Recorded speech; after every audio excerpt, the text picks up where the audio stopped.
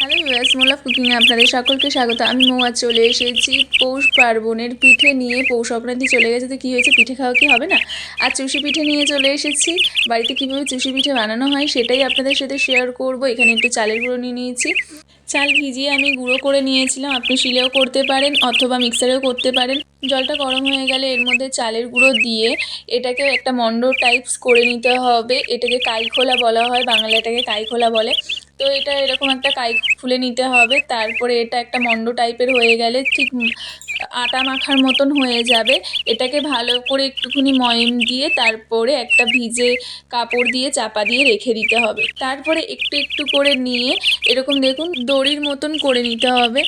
আমরা আগে ছোটোবেলায় ময়দা বা আটার গোলা পেলেই এরকম লম্বা লম্বা করে দড়ির মতন করে খেলা করতাম, সেই খেলাটাই কিন্তু খেলতে হবে। তো এরকম দড়ির মতন করে নিয়ে এটাকে কিছুটা জমিয়ে নিচ্ছে। এবার এই দড়ির থেকে একটু একটু করে পিস কেটে নিয়ে শিলে দিদা চুষি পিঠেটা কাটছে। দিদা ভীষণই ফাস্ট কাটতে পারে। আমি তো একটু একটু করে নিয়ে অনেকক্ষণ লেগে যায় মানে কাটতে, আমার চুষি কাটতে।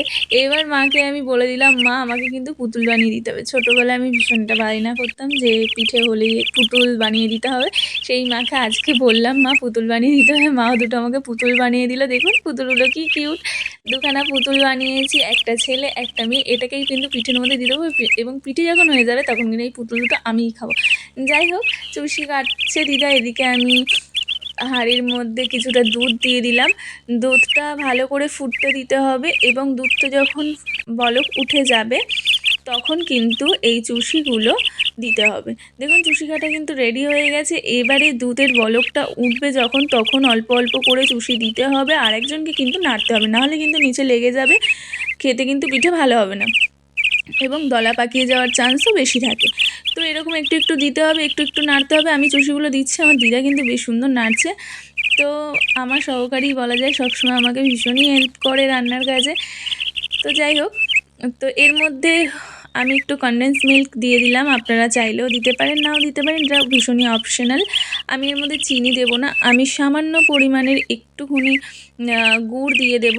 আমি ফ্লেভারের জন্য নলেন গুড় দিচ্ছি অল্প করে। মিষ্টি ভীষণই অল্প খাই, তাই জন্য অল্প করে দিতে হবে। এবারে কিন্তু এটা হয়ে গেছে। বেশি ফোটালে কিন্তু পিঠে গলে যাবে। দেখবেন পিঠেগুলো যখন ভেসে ভেসে উঠবে তখনই কিন্তু পিঠে রেডি। আমার পিঠে কিন্তু একদমই রেডি, ভীষণই ভালো টেস্টি, একদম হালকা মিষ্টির মধ্যে ভীষণ ভালো খেতে হয়েছে, দেখতেও কিন্তু ভীষণই সুন্দর হয়েছে। এই চুষি পিঠে খেলে কিন্তু আপনাদের ভীষণই ভালো লাগবে এবং বারবার খেতে ইচ্ছে হবে। এবং বাঙালিদের ফেমাস এই চুষি পিঠে কিন্তু চটপট তৈরি করে খান আর আমাকে কমেন্টে জানান আপনাদের কেমন লাগলো। Thank you for watching.